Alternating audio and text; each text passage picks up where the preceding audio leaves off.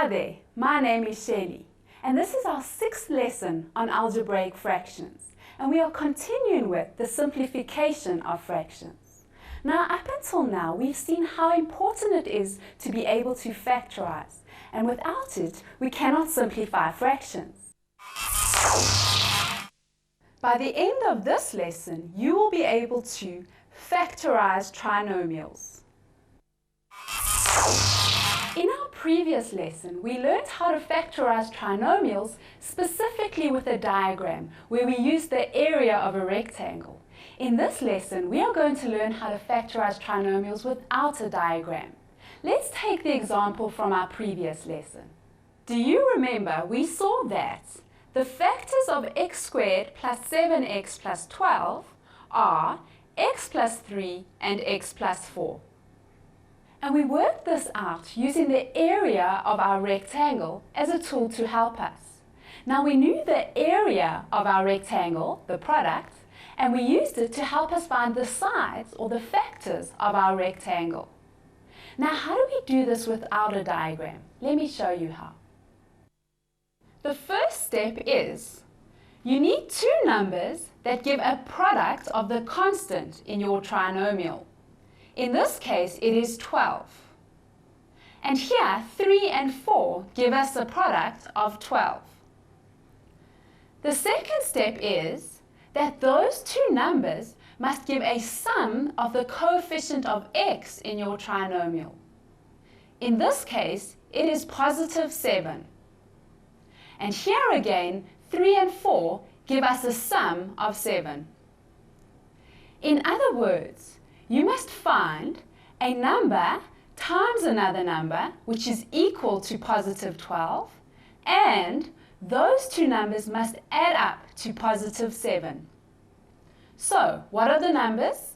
They are positive 3 and positive 4.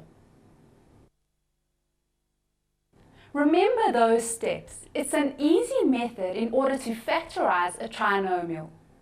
Now let's do an example together. Factorize this one without a diagram. X squared plus 9x plus 14. Now, what two numbers multiplied together would give us 14? Well, they could be 1 multiplied by 14, which gives us 14, or 2 multiplied by 7, which gives us 14. But we still need one of these options to add up to give us 9. Let's see. 1 plus 14 adds up and gives us 15. That's not 9. But then we have 2 plus 7, which adds up and gives us 9. So we can see that 2 and 7 are the correct options. Now let's see how we write this. We always write down our two brackets. So we write down our two brackets. Now notice we have an x squared here. So in the first place in each bracket, we are going to write x. Now we write down our correct numbers. Remember to include the signs as well. So we have a plus 2 and a plus 7. So the factors of the expression must therefore be x plus 2 and x plus 7. Now look at this next example. Factorize x squared minus 9x plus 14. Note, this is similar to the previous example, but this time we have a minus 9x.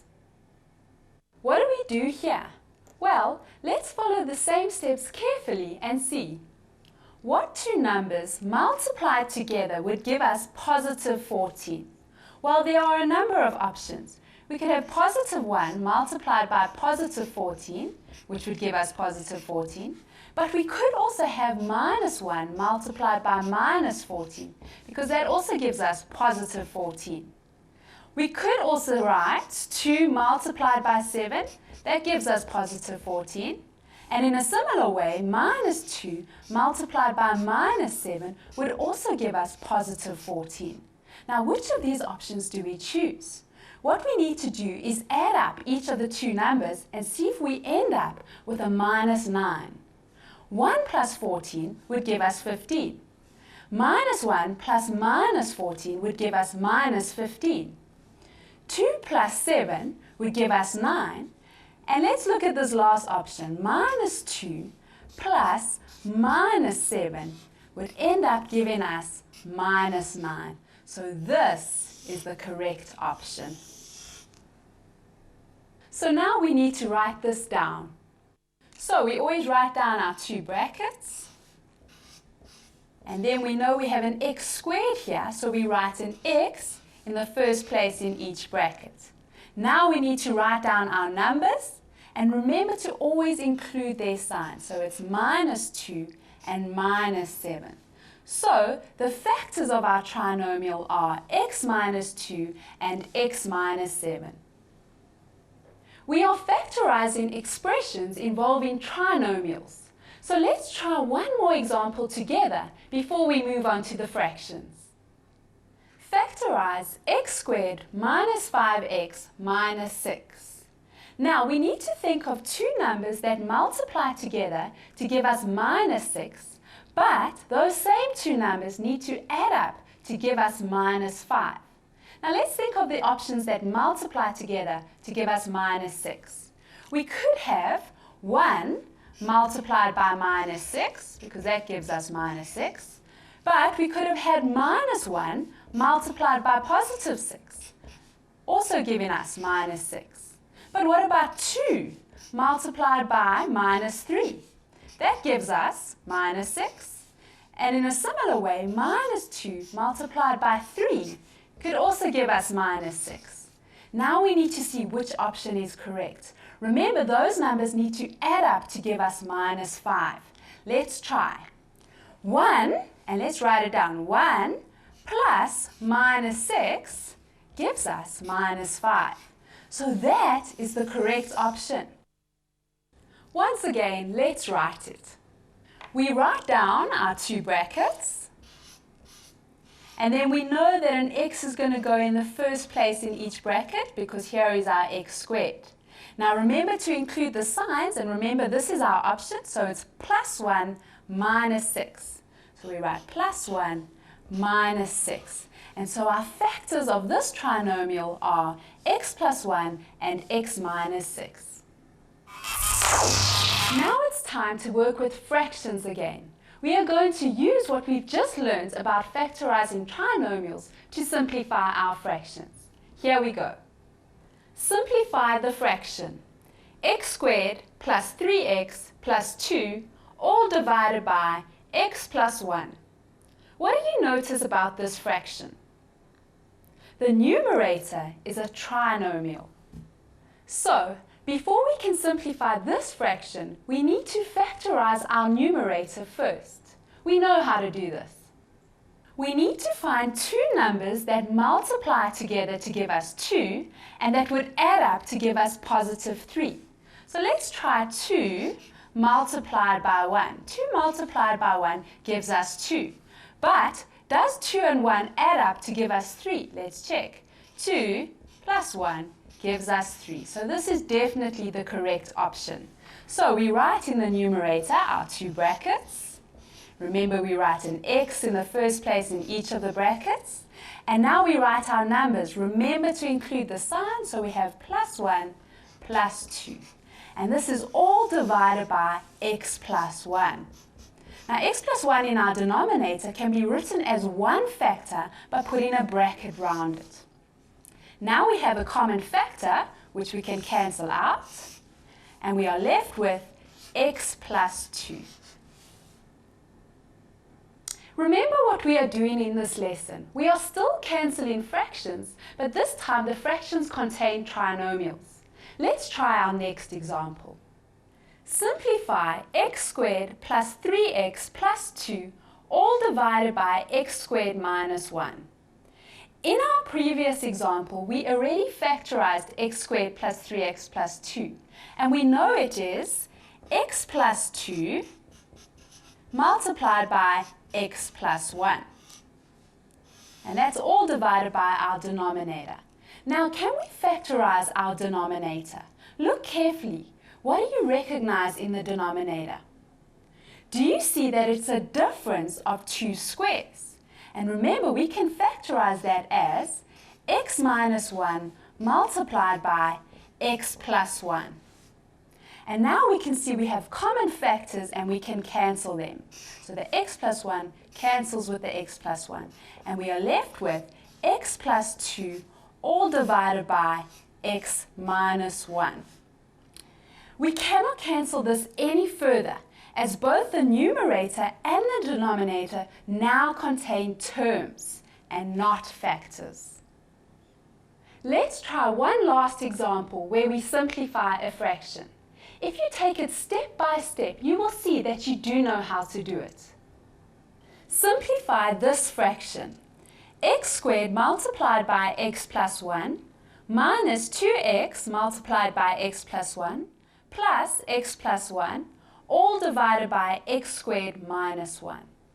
Now let's look at our numerator. Notice there are 3 terms in our numerator. So let's look for a common factor. Can you see it? It's the whole bracket x plus 1. So we write down our common factor, x plus 1. And then we open a second bracket. Now x plus 1 divided into our first term, we are left with x squared. X plus 1 divided into our second term, we are left with minus 2x. And x plus 1 divided into our last term, we are left with a plus 1. Remember to check that you've accounted for all the original terms. There were 3 terms in the numerator. And now in the bracket, there are also 3 terms. Now let's see if we can factorize the denominator. Well, what do you see in the denominator? It is a difference of 2 squares. So yes, it can be factorized. And its factorization is easy. We've done it before. It becomes x minus 1 multiplied by x plus 1. Now notice we have our common factor x plus 1. And so we can cancel it out. And we are going to be left with x squared minus 2x plus 1 all divided by x minus 1. But what did you notice about that? I've written it on a new page. Look at it carefully. What do you think of this? Is this fraction in its simplest form? No. The trinomial in the numerator can still be factorized. Remember the method we've learned to factorize trinomials. This one looks easy. We've done it before. It should be written as x minus 1 multiplied by x minus 1. And then we're still going to divide it by our x minus 1. Now let's just check this trinomial to see if it really was right. We have minus 1 multiplied by minus 1, which gives us positive 1. And then we need to say minus 1 plus minus 1, and that gives us minus 2. So it confirms that our factorization is correct.